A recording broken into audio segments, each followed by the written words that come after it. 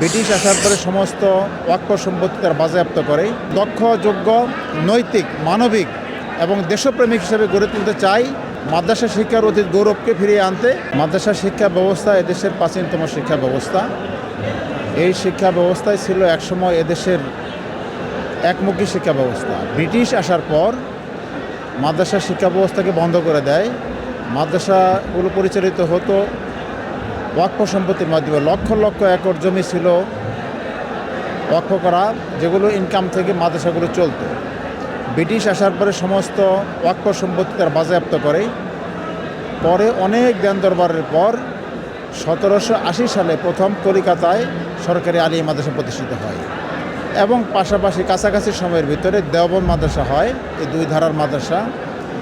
আর British তো তাদের সুবিধার জন্যই স্কুল কলেজ করেছিল এবং তাদের ডিভাইড অ্যান্ড রুল এই নীতির আলোকে মাদ্রাসা এবং সাধারণ শিক্ষা ধারা চালু করেছিল, যাতে এদেশের জনগণের ভিতরে একটা বিভেদ তৈরি থাকে, তাহলে তাদের শাসন করতে সুবিধা হয়।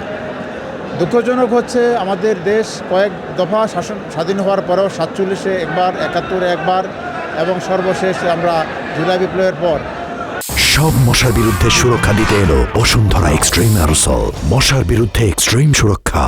আমরা এতদিনের পরেও আমাদের সেই ব্যবস্থা থেকে ফিরে আসতে পারি নাই। এখন সময় এসেছে আমাদের আত্মসমালোচনা করার। এই দেশের মানুষের ভিতরে নীতিনৈতিকতা এবং তাদের যদি আমরা দক্ষ, যোগ্য, নৈতিক, মানবিক এবং দেশপ্রেমিক হিসেবে গড়ে তুলতে চাই, তাহলে দিনই শিক্ষার বিকল্প নাই। কোনো মানুষের ভিতরে যদি নৈতিকতা না থাকে, সে যত ডিগ্রিধারী হোক, তার মধ্যে মানবিকতা থাকে না, তারা অন্যায় করে।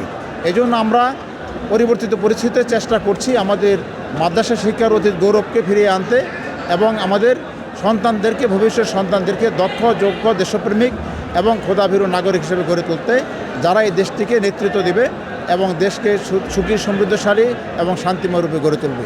শিক্ষকদের প্রতি আমার আহ্বান যে তারা তাদের উপর অর্পিত দায়িত্ব যথাযথভাবে পালন করবেন এবং প্রত্যেকটি ছাত্রছাত্রীকে নিজের সন্তান মনে করে যোগ্য রূপে গড়ে তোলার জন্য তাদের আত্মনিয়োগ করবেন।